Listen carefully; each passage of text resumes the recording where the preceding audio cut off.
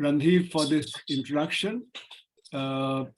Chairperson, Devendra Sharma ji, it's really a privilege to be speaking where you are chairing the session. You have a deep knowledge of agriculture, which is very important, as far as employment generation is concerned and the economy is concerned and the country is concerned. So it is the biggest challenge for India. Anand bhai and other big distinguished people who are present, I'll share my screen. I have a PPT, which I'll try and present.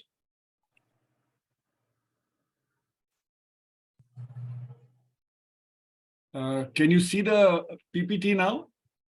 Yes. Okay, thank you. So basically what I'll do is I'll present the report on employment, unemployment that we prepared for the People's Commission that was set up by the Gandhian groups. And I'll look at, it's a longish report, about 110 pages long, but a summary of 11 pages is also available. And, I hope to present some of the challenges and solutions that we have discussed. Now, since it's going to be very brief, what we are presenting here, there are various places where I have discussed these issues more in detail. This is the report, this white one. And there are these other three books where I have discussed these matters in much greater detail. So, what are the challenges which are both external and internal? I'll try and flag those challenges in the presentation here. So the first point that I want to make is that poverty, unemployment, and inflation are not natural phenomenon. Unfortunately, this is what is suggested by policymakers and others, that these are things that are going to happen. But I point out that these are a result of the prevailing economic system. Why is that so? That's because any economy works as per a set of rules that the prevailing system sets up. And that determines who gets how much income. So, how much an agriculturist will get, how much a worker will get, how much a businessman will get.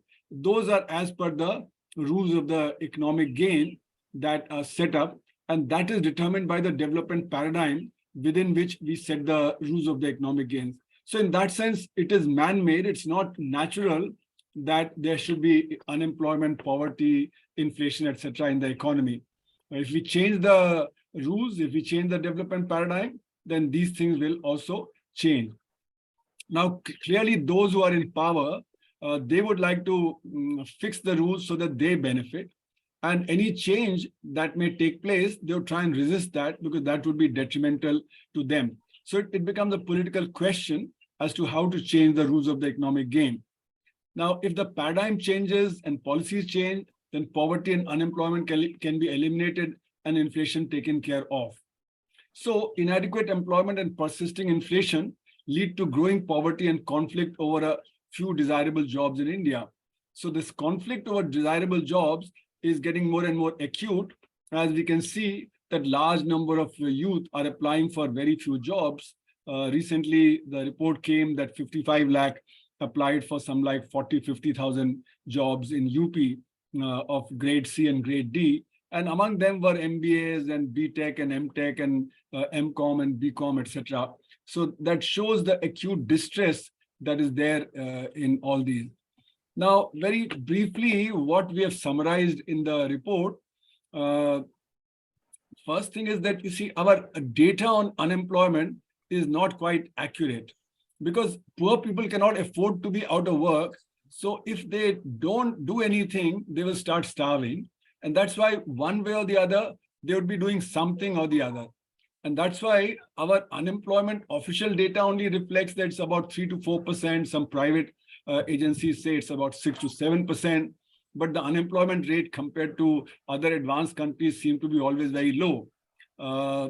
So what we have shown is that unemployment is of 4 different kinds. You can be unemployed, that is among the 15 to 64 age group, those who are in the labor force. We count how many are looking for job, but not finding a job. Those are called the unemployed, and they're about 29 million. Then there are underemployed, because what we do is we look for how much work is being done in a week. So if we say that if somebody has got 1 hour of work, then we count them as employed. But clearly 1 hour of work means they're underemployed because they're supposed to be doing 40 hour of work, they're doing 1 hour or so. So we've counted all those who are doing less than 36 hours of work in the week, and they number 25 million. Then there's disguised unemployment. Those who are in agriculture, who go to the field, but there's really not much work over there. So we have given a very sort of ballpark figure, 26 million, but I'll not stick to that figure because that figure keeps changing. And then there are 190 million who have given up looking for work. Where do we get this? We get this basically on the idea that our labor force participation rate in India, depending on what data you see, is some say it's 40%, 42%, officially about 45, 46%. In 1990-91, it was about 57, 58%. But other comparable large economies like Brazil, China, or even countries like USA, they have it roughly around 65%. So in other words, compared to these other economies, we have some like 20% less people in our workforce. And that number comes to about 190 million. So in other words, what we have shown in the report is that proper work is available to about 332 million Indians, and 286 million need work. You know, they could be unemployed, they could be disguised unemployed, they could be underemployed, or those who've just given up looking for work. So the number is very large. Now, if out of this we take out the people who are working under the Rural Employment Guarantee Scheme, even then we require 225 million people to get some kind of work, which is paying them some reasonable amount. The second thing that we have pointed out in the report is that, you know, what we need to do is we need to look at the number of births that took place, say, 15 years back, and those are the people who are entering the workforce now. So if we do that kind of exercise, and this is a reasonably detailed exercise that we have done, we show that roughly 24 million potential workers are available every year. Now, some of them may be taking exams. We have left out 25% of the women who may not be able to work because of social reasons. Their families may not allow them. Other factors may be there. Otherwise, the number was about 27.5 million. So we are saying that roughly, potentially 24 million workers are available every year who are looking for work or who need work. As I said, many of them may be preparing for exams. But if work was available, then they may not spend 4, 5, 6, 7 years doing exams. They may actually get into the labor force so that we need jobs for them as well. Now, one of the arguments that is given by neoclassical economists is that growth will help. If the growth is faster, then we will have enough jobs. Now, how do we view this situation? Unemployment is acute in rural areas, amongst youth and women. So these are the categories where, you know, the unemployment is quite acute, and these are people. So in the age group of 15 to 29, the more educated you are, the more unemployed you are. And women's participation in the labor force variously estimated is around 25, 26%, much less than what men's labor force participation rate is. It does not mean that women are not working. They may be working at home, but they're not working in the market for a wage. So they are the ones who are not counted in the labor force. So what is being argued by the government is that people have to create jobs for themselves. You know, in a sense, the government says we can't, change policies which will create jobs. So people themselves have to start creating jobs. But in a capitalist economy, those who control resources are ones who generate jobs. That is, those who have the capital, those who have the other command over resources, and the poor and the unemployed will not have the resources to be able to generate jobs. So the myth is that growth alone will generate jobs. And the argument is that first grow the pie. So it is said that don't distribute poverty, let the pie increase and then let people get out of the pie. But this is a pro-business plot. The idea is that don't do distribution. Just allow the economy to grow and let the businesses grow the economy. So the point is that alternatively, we can say if we have equitable growth, then also the pie will increase and will be more just than simply say, let the pie grow and then we'll do the distribution. So equitable growth is what we have argued for in the report, that if there is equitable growth, then the situation will be more just. So growth alone will not resolve the problem of unemployment, because distribution and technology, along with other macro factors and features, they decide whether the unemployment situation will ease or not. So the structure of our report is given here in this slide, where we have a preamble. We look at the historical context, the constitutional provisions, the problems faced by the youth, unemployment and employment data. We tried to present some data so that it can be more solid report. We also show that employment is a derived macroeconomic variable. And then we look at factors underlying the growing unemployment in the economy. We look at the current macroeconomic situation, why unemployment is a growing problem. Then we look at the link between employment and technology. And then after that, we look for elements of a full employment policy. What should be done for a full employment policy?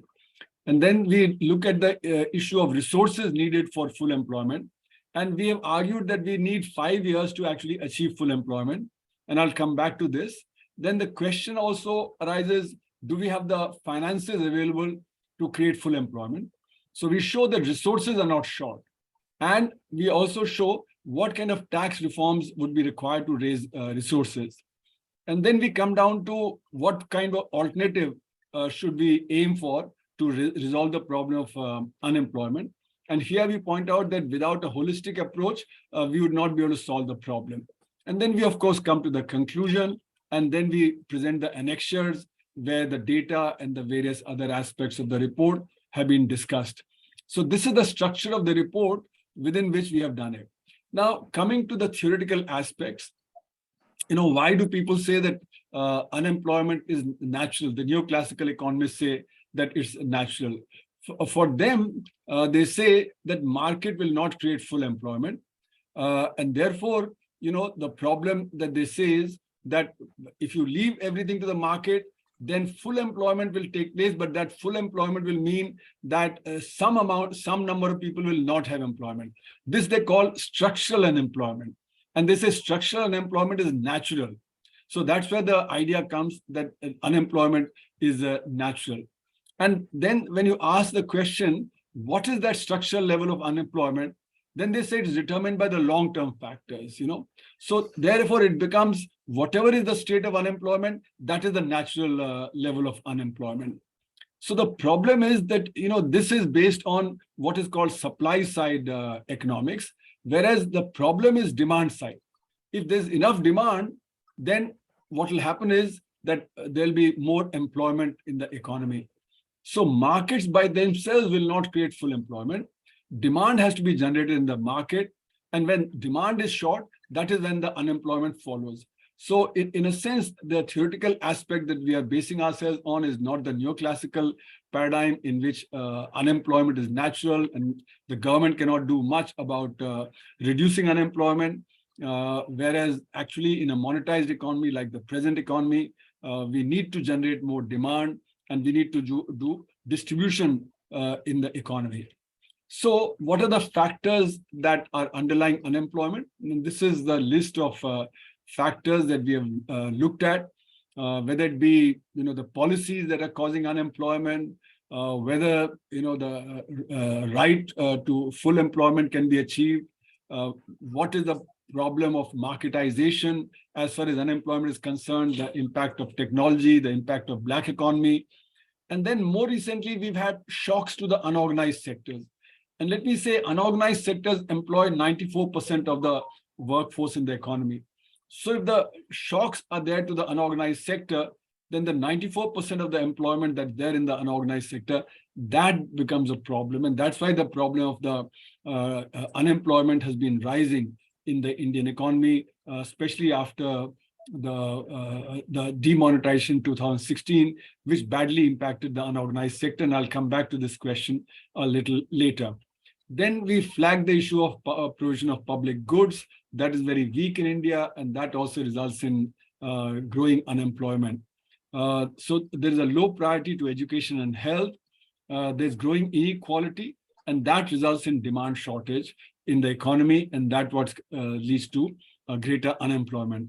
Then we also analyze the gender dimension of employment generation. As I said, women's labor force participation rate is very low compared to that of men, and that's where the big problem lies. Then there are regional dimensions of employment generation. For instance, South India is doing much better than North India. So what are the different dimensions of this employment generation problem across different areas? So in the annexure, we have got write-up on South India and West and North India as to what are the special problems that are there. And then we also look at why the economic paradigm targets investment and leaving employment as a residual. So for instance, 80% of the investment in the, about 15 years back when I wrote an article, I found that 80% of the investment is going to the organized sector for 6% of the workforce, whereas only 20% of the investment is going to the unorganized sector for 94%. And within that, in agriculture, only 5% investment is going for 46% of the workforce. So in other words, the entire focus is the organized sector. And I'll come back to this question of how the organized sector dominates. And I've been calling this that the organized sector has colonized the unorganized sector. So employment becomes a residual because we are always targeting investment. Even in the latest budget, the talk was that we are going to spend 10 lakh crores out of the budget on investment. But most of that investment, as I'll point out a little later, is in capital intensive areas, which will generate very little employment. Whereas the employment generating areas like rural employment guarantee scheme, etc., were curtailed. So the targeting has been of investment rather than employment. So employment becomes a residual, and therefore unemployment becomes pretty high. Now, all this is a result of the development paradigm, as I said earlier, that what happened is that during the pandemic, we saw that large number of people started migrating from urban areas, cities to rural areas. So that illustrates the development paradigm within which we are working. First, because of lack of employment and incomes in rural areas, large number of people migrate to the cities, and because of their very weak situation, they're then forced to migrate back when there's a crisis, back to the rural areas. So at that time, during the pandemic, 80% of the workers interviewed said that we don't have enough savings to even last for 1 week without income. Because not only they have to consume while in the city, they also have to send money back to the families in the villages. And that's why what we see is that the situation as per the current development paradigm is not favorable to the poor, to the marginal sections. And this suggests that since independence, what has impacted employment generation are the top-down approach, the copying of Western modernity, within which the advanced sectors have been favored as compared to the backward sectors of the economy, compared to agriculture and so on. Our policies have been urban-centric to the detriment of the rural areas. There have been pro-industry policies where surplus from rural areas is siphoned out into industry for industrial development, which means that the agriculture and the rural areas suffer. We've also gone for concentrated urbanization, which is very expensive, and that leaves very little resources for the rural areas. So this terms of trade against agriculture and rural areas is something that we need to flag so that prosperity in rural areas and in agriculture can also be regained rather than the surplus being drained out to urban and industrial areas. And that's because the ruling elite is broadly in favor of urbanization and industrialization. Now, also in this context, it's important to point out that there's a loss of sovereignty. India has had to follow the World Bank dictates For instance, 1966, during the drought, we had to go in for a massive devaluation of the currency because we were short of food. We had to agree to what the US and the World Bank said. But more so since 1991, when we went in for the new economic policies, where the idea was that we would cater to the globalization to the detriment of people in the rural areas, to the marginalized sections. So in a sense, there was a loss of sovereignty to deal with our problems in our ways. Now, the policies have increasingly therefore turned pro-business, elite-centric, urban-centric, and pro-industry, because these are the dominant elite groups which have linked up with the elite of the world to push policies that favor international capital. But this set of policies that we have followed, the new economic policies, does not solve the basic problems in the economy. And the World Bank also recognizes that. And that's why since the 1980s, the World Bank has been talking of safety net.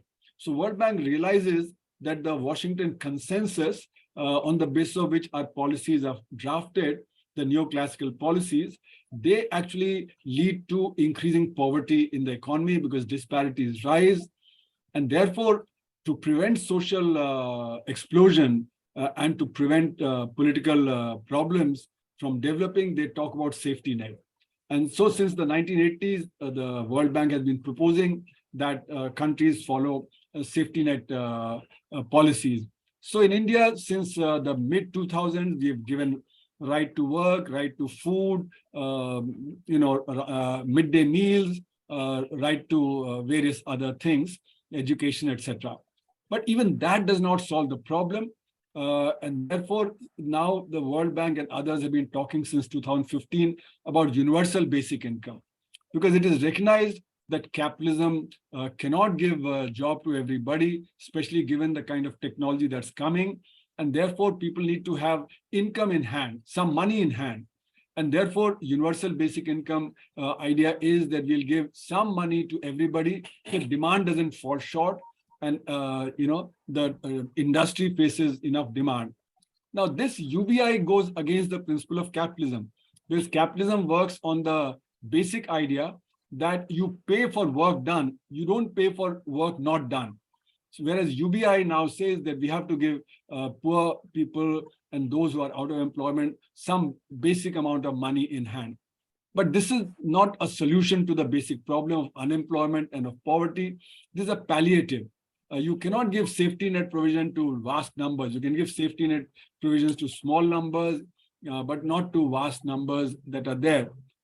Also, I'm opposed to UBI because work is what gives dignity. Simply giving money in hand does not give dignity. So if there is money to be given under universal basic income, I would believe that that should go to create employment in society and in the economy rather than simply being given out. Of course, in a crisis like the pandemic, you had to give money in hand because then employment generation had declined dramatically during the lockdown and during the pandemic. So idea should be to invest more in areas which will generate employment rather than deal with palliatives. So what has happened is, as a result of these policies, as a result of the loss of sovereignty, that those who are the marginalized, and they were the majority, whether it be farmers, workers, women, etc., they've all become more marginalized as a result of this Washington consensus and the neoclassical policy paradigm. Now, in this context, it's important to point out that there's a large Black economy in India, and that is, fitting in with the capitalist agenda. They're able to make incomes over and above what they make legally through the Black economy, and they are able to take out from the economy large sums of money through flight of capital and stock it abroad in tax havens, and there are 90 tax havens. So the rich and the wealthy have been taking their wealth out of the country for the last 50, 60 years. The Black economy has also an impact on unemployment, because the Black economy is like digging holes and filling holes. So digging holes and filling holes implies short-term employment, but in the long run, it creates inefficiency. And that inefficiency results in slower growth and less of employment generation. So in a sense, what's happening is that because of the black economy, the investment productivity becomes lower. So the investment does not yield the productivity it should, therefore doesn't benefit society the way it should. So to give an example, if you make a road and you don't put enough tar and aggregate into the road, then when the rains come, it gets washed away. Therefore, you have pothole roads, which means cars and buses, their axles break down, their petrol consumption goes up, etc., etc. So therefore, this kind of digging holes and filling holes reduces the productivity of the investment that you have already made, and that lowers the potential growth rate. So what I've shown in a paper in 2005 is that because of this kind of black economy, India has been losing 5% rate of growth since the mid-70s, when the black economy became more than 10%. And therefore, in a sense, the economy could have been 8 times larger today if the black economy had not existed. So instead of being a $3 trillion economy, it could have been $24 trillion economy, slightly larger than the US economy. And therefore, the employment generation would have been much higher, and the condition of our resources and services would have also been much better if this black economy had not existed. Also, this black economy, what it does is it makes the distribution in the economy skewed in favor of profits, because the black incomes tend to be property incomes rather than wage incomes, I've shown in my articles. Therefore, the share of profit in the economy is much larger than what the economy shows. This means that the disparities are much larger than what the white economy shows. And when disparities are larger, then that leads to shortage of demand. And once again, it leads to slower growth in the economy and slower employment generation. As was said in the 2005 budget, what is shown is that expenditures don't lead to outcomes. That means you make expenditures on various policies, but outcomes don't come because the money is siphoned off or eaten away or misspent. So as Rajiv Gandhi popularized in 1988, when 1 rupee is sent from the center, only 15 paisa reaches the ground. So naturally, it results in policy failures. And when policy failures are there, then it impacts the infrastructure development, it impacts rural areas and the entire economy, and therefore it results in much less employment generation. So black economy is one key feature of why in India employment generation has been so low and labor force participation rate is very small. But of course, the capitalists benefit because they increase their share of profits using the black economy. They don't care that unemployment is there because unemployment means that they have to pay lower wages.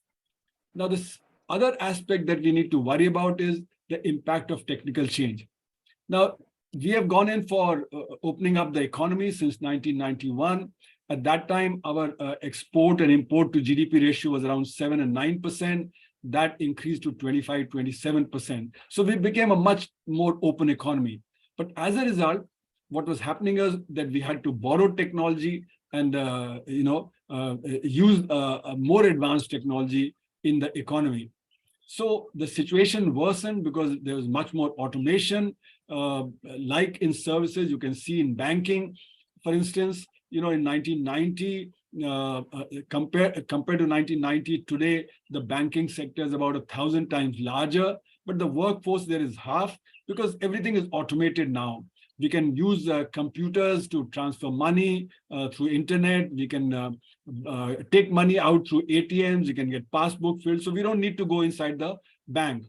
Similarly, if you look at the Tata Steel example, they used to produce 2 million tons in 1990 using 88,000 workers.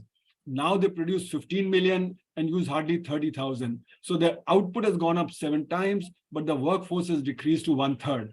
So, there's labor displacing technical change in agriculture with greater use of tractors, harvester combines, threshers, and various other things. So what is happening is that labor is getting displaced as a result of much greater automation. And now with artificial intelligence being used, now even expert systems are going to be displaced. We already know that there is a talk about autonomous vehicles, which could displace large number of people who are truck drivers and taxi drivers. So the focus is on modern industry, and that's why investment in India has been skewed since 1990, with 80% going in the organized sector for 6% of the workforce. So the inadequate employment generation in rural areas, in industry, is a result of the kind of technical change that is going on. So the question arises, where can labor go? If employment is not being generated in the advanced sectors where bulk of the investment is going, they are forced to remain in the unorganized sector, working at low productivity and low incomes. So low-skilled jobs are being displaced, leading to greater unemployment. And we can see that in the area of trade, for instance, there is growing presence of e-commerce in the last 6-7 years, and they are displacing the local traders and the wholesale traders that were already there. And this e-commerce is highly automated, so it leads to much less employment. I remember writing a piece in the Hindu in 2013-14, giving the example of Mexico, where now malls have replaced the neighborhood stores, and the employment generation, there is very little. So I gave the example of Walmart. Walmart was doing at that time as much business as 2/3 of India's retail business. And they were employing only 2.5 million people, whereas in the Indian trade sector, 35 million people are employed. So if you handed over the entire business of trade to Walmart, then only 3.5 million Indians would get work out of the 35 million who are working in the trade sector. So in a sense, what you see all around, that labor is getting displaced at a large level. So I've argued in the report that the process of change is not costless. It adversely affects various segments of society. So we need appropriate mechanism for introducing technical change in society so that social costs are shared by all. In other words, technology has to be introduced in a socially responsible manner. Now, let's come to the unorganized sector, which, as I said, is 94% of the employment in the economy.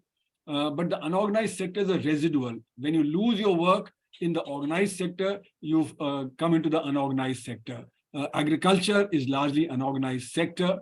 So what's happening is that various policies that have been implemented have weakened the unorganized sector. Like, for instance, I mentioned demonetization, because the unorganized sector is small. It works in cash largely rather than through banking and other channels. So as soon as there was shortage of cash, the unorganized sector started collapsing. Similarly, GST has impacted the unorganized sector very adversely, because the unorganized sector is kept out of GST, but that means they don't get input credit. And when they don't get input credit, their product prices do not decline, whereas the product prices of the organized sector decline. And we have any number of examples of this. For instance, in the textile sector, in the leather goods sector, in the FMCG sector, in the pressure cooker sector, in the luggage industry sector, reports have been coming that the unorganized sector is declining, the organized sector is rising. So what you see today is the rapid rise of the organized sector and the decline of the unorganized sector. The rapid rise of the organized sector also is reflected in the stock market, as the RBI data for last year showed that the sample of 2,700 companies, which are all from the non-financial, non-public sector companies, their sales increased by 40%, whereas their profit increased by 24%. So in an economy that was stagnant, when their sales increase at 40%, it means the other component must be decreasing. And when their profits are rising, when the economy itself is in trouble, suggests that their pricing power had increased enormously because their share in the economy had been increasing. And that's why the stock market is growing. Now, this is where it is impacting the rural areas and the agriculture economy, because that's the largest component of the unorganized sector. And this clear divide between the organized and unorganized has caused inequalities to increase, which leads to demand shortage, and therefore further a decline in the unorganized sectors. Now, unfortunately, our GDP data is incorrect, because what's happening is that the GDP quarterly data is based entirely on the organized sector and agriculture data. Unorganized sector, from the non-agriculture sector, that data is not available. Surveys used to be done once every 5 years. The last survey was done in 2015, and the next survey was to be done in 2020, but it was not done. So what has happened is that the GDP data is largely based on the organized sector. and therefore it marginalizes the unorganized sector. It is assumed that the unorganized sector can be measured by using a proxy, the organized sector as a proxy. But that is incorrect, because the organized sector is growing, the unorganized sector is declining. So therefore, in a sense, the GDP data is incorrect. In a recent article I showed, when the government is claiming the rate of growth is around 7.2%, actually it is more like 2.5% to 3%. Earlier, before the pandemic, the decline was very sharp, and I argued that the economy had entered recession even before the pandemic.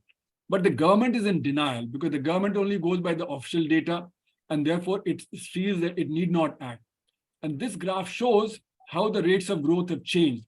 So you can see even before the pandemic, the rate of growth had sharply declined. From 8% rate of growth quarterly in 2007-18 Q4, it had declined to Q4 2019-20 to about 3.1%. So this sharp decline was a result of and this is the official data. This is not counting the unofficial data that I have used in my calculations. So there, the drop would be even sharper. So that's why I was arguing that even before the pandemic, the rate of growth had declined to negative levels. That means the economy had gone into recession. This is what I call the invisibilization of the unorganized sector. The data doesn't take into account the unorganized sector, and therefore in policy also, you feel that you don't need to take the unorganized sector into account. So in a sense, the unorganized sector acts as a reserve army of labor, which therefore weakens labor completely. And this also suggests that because the organized sector is growing at the expense of the unorganized sector is getting colonized. So everywhere, whether it be farmers in agriculture, whether it be other workers, they're being colonized by the organized sector for their own interest. So this is something that we need to also look at. There's a lack of social justice in the policies that are being followed. You can also see in the budget, this slide tells you what's been happening to various schemes for the marginalized segments, whether it be rural development, whether it be rural employment guarantee scheme, etc. There have been cuts in that. And this table shows how from 2021-22 to the year 23-24, what's happening to various expenditures, where are they being raised and where are they declining. And it's interesting, the analysis is that you may announce schemes, but they may not be implemented. Okay, that's one. And especially those schemes which are meant for the marginalized segments. Then the heads which concern businesses are increased, even if the deficit rises. So when the deficit rises, you of course cut the expenditures for marginalized segments, but you have been raising expenditures for businesses like in road construction and in various IT sector and so on, which are of interest to businesses. So the heads which are catering to public tend to be reduced in case deficit increases, but the ones that are for businesses, those heads have been increasing. So that shows what the priority of the government is, to promote businesses, to promote energy, IT, telecom, transport, etc., which businesses want expanded. Whereas what was required for the unorganized, for the marginalized, that has been curtailed in the budget. So this suggests that the ruling party has a twin strategy, a political strategy.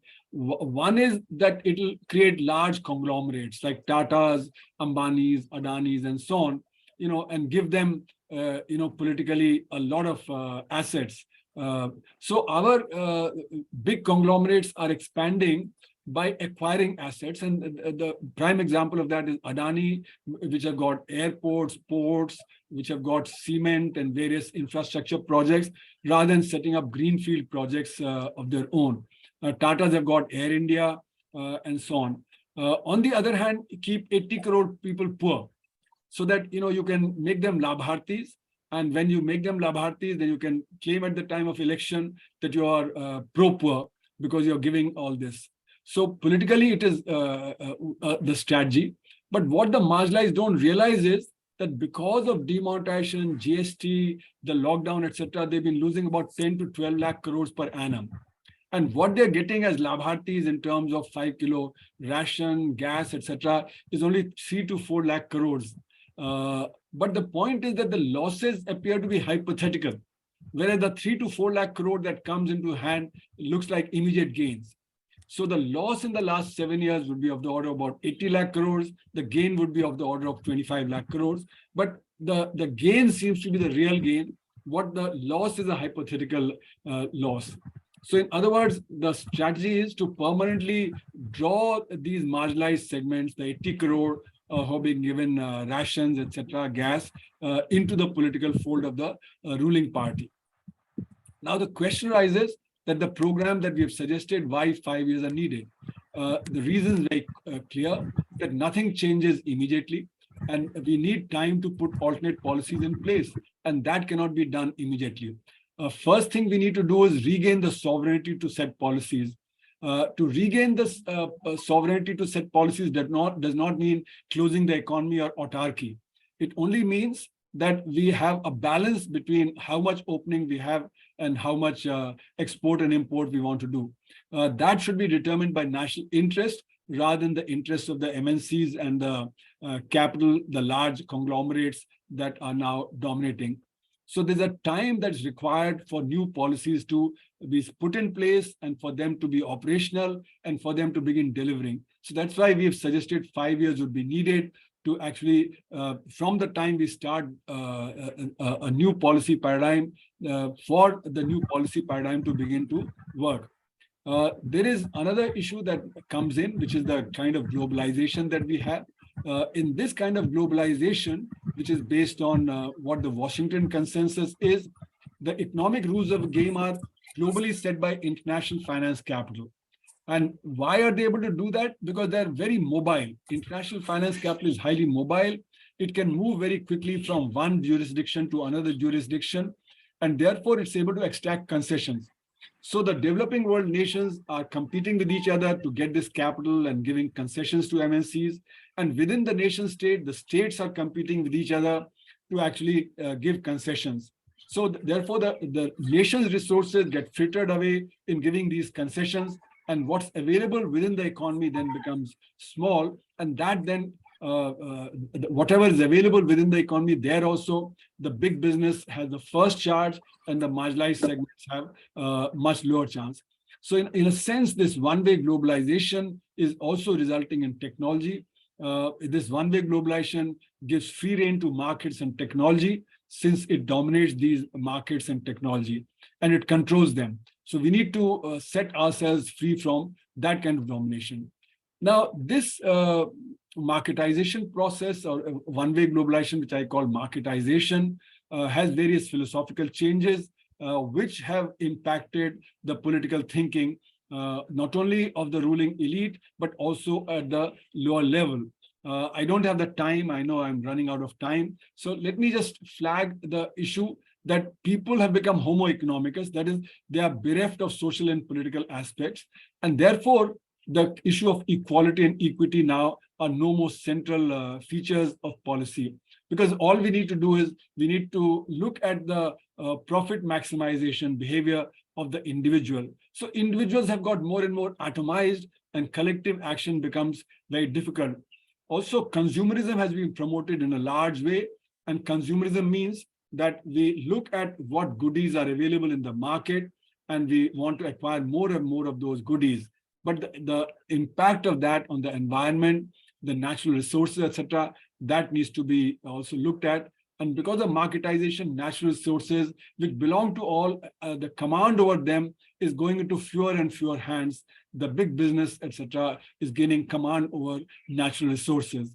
So the question is, how much incentive do entrepreneurs need to invest? It seems like they need more and more incentive to invest, because the demand problem is affecting them. It is in this context of employment that education and perceptions of reality are also issues that we have flagged. What we have pointed out is that illegality and corruption in education have grown as a result of privatization. The cost of education is increasing, and in the government schools, the quality of education has declined. So the ACER reports point out that in the rural areas, in schools, in 5th grade, children are unable to, half the children are unable to do second class reading, writing, and maths. So in other words, what happens is that the future becomes very uncertain because of the job situation and because of lack of perception. The future looks rather bleak. So we hark back. So there's frustration because of jobs, the skills are not there. So you can't see ahead what is likely to happen. So therefore, the past looks glorious, and therefore the perception of reality changes, and that can be used politically to create a large body of people who believe that the past was glorious. Now, the issue also comes, are the resources short? And what we argue in the report is that there is no shortage of resources for the needs of the vast majority of the people. The shortage of resources is only for the luxury consumption of the well-off segments. So what do we need for the development of the vast majority? We need education, health, housing, clothing, etc., which is available. But yes, if we want to have more cars, we want to have more color televisions, etc., then we need foreign resources to import those things. The energy in India, 85% of petroleum goods are imported because of the growing energy intensity of the economy.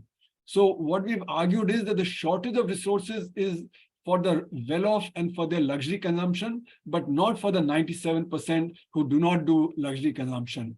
And it is in this context that I'd point out that the consumer survey of the Delhi region that was done in 2018 showed that 98% of Delhiites were spending less than 50,000 rupees per month, and 90% was spending less than 20,000 rupees per month. And because Delhi's per capita income is 3 times the all India per capita income, if you divide by 2.5, then it turns out that 90% Indian families spend less than 10,000 rupees and 98% spend less than 25,000 rupees. Now, these are not the consumerists, even though they're attracted by consumerism, but they're not the consumerists. So the resource shortage is for the consumption of the top 2 to 3%. Second, we also point out that we are not raising enough direct taxes. The direct tax GDP ratio in India is only about 6%. Indirect tax GDP ratio is about 11%. And because indirect taxes are regressive, their burden falls on the vast majority of the people. Direct taxes are paid by only 1.1% of the Indians. As the Prime Minister said in his 15th August speech, only 15 million Indians are effective income tax and corporate taxpayers. So the base of direct tax is very narrow because of the black economy and because we are not taxing wealth and other such things. We've shown what are the kind of steps that can be taken.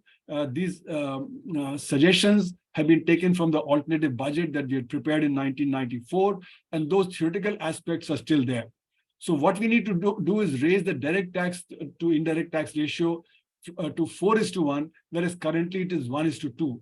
So a lot of resources can be raised through direct taxes because the wealthy have become more and more wealthy. We also need to change GST because GST is creating problem for the unorganized sector. So it should become a last point tax on luxuries and sin goods only. And the point is that this will help the micro sector. And finally, the micro sector needs to be separated from the MSME, which stands for micro, small, and medium. Bulk of the concessions that have been given to MSME are taken by the medium sector and not the micro and the small sector. They don't reach the micro sector. We should realize that there are 6 crore micro units, 6 lakh small and medium units, and 6,000 large units.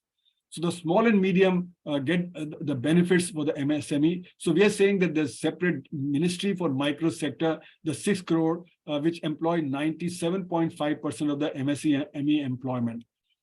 So full employment can be self-financing because we are arguing that we can raise our tax GDP ratio. We can curtail the black economy to get more resources. We can curtail the luxury consumption expenditures through cess, and we can use other elements that we've given in the alternate budget to check the black income generation. So resources will be available. Second point is that if we can give 270 million Indians proper work, then the GDP would rise by something like 17%. Whereas the expense on giving these people those jobs will come to only 5% of the GDP if we pay them 30% of the per capita income as the wages. So in other words, Full employment can be self-financing because you increase the GDP by 17%, whereas you spend only 5%, and you can raise resources through direct taxes. So full employment can be self-financing. We've shown there's no shortage of resources for full employment. So to sort of sum up, the alternative is that we have to move toward job-oriented growth, which needs development from below. So we need to relook at the development paradigm, which has been development from above.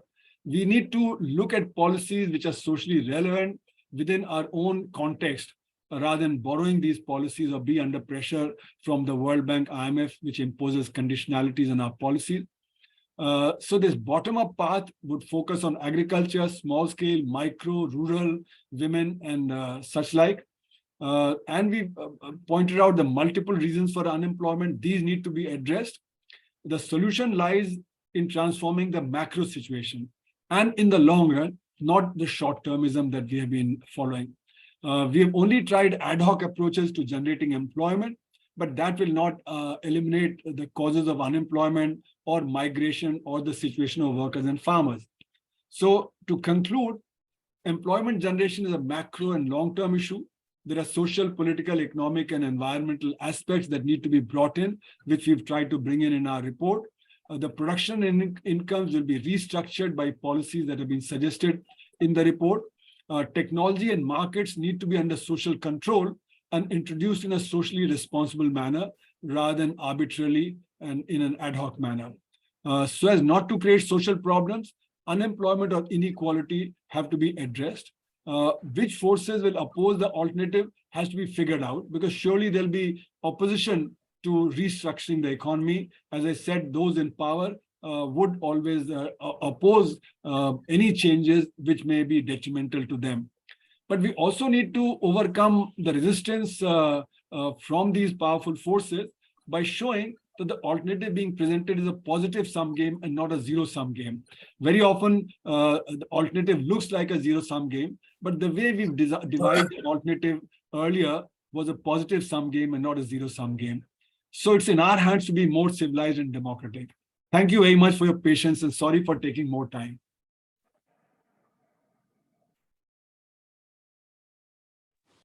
Thank you so much, sir, for a very deep presentation. And your presentation is a kind of invitation for all of us to engage with this report, that is People's Commission on Unemployment and Employment Report 2022. It really incorporates